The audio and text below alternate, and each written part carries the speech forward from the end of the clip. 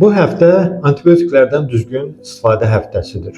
Onu qeyd edim ki, keçən əsrin 60-70-ci illərdə antibiotik adlanan dərman qrupları icad olundu və bununla da bəşər tarixi çoxlu sayda bakteri xəstəliklərdən və onların verdiyi milyonlarla ölümlərdən qurtuldu.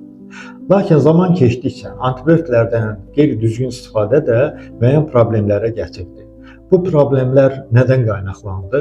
İlk növbədə antibiotiklərin reseptsiz alınması, pərakəndə istifadəsi, bəzən isə həkimlər tərəfindən antibiotiklərin həddən artıq miqdarda və uzun istifadəsi bəzi problemlərə gətirdi. Bu problemlər nələrdir? Bu problemlər antibiotiklərə qarşı allergik reaksiyaların, bəzən isə anafilaktik şokun, müxtəlif mənşəli mədə-bağırsaq problemlərinin, maliyyə etkilərinin və həkimlərin heç zaman arzu etmədiyi antibiotiklərə qarşı davamlılığın, yəni rezistentliyin yaranmasıdır ki, sonradan bu antibiotiklərin istifadəsi qeyri-mümkün oldu.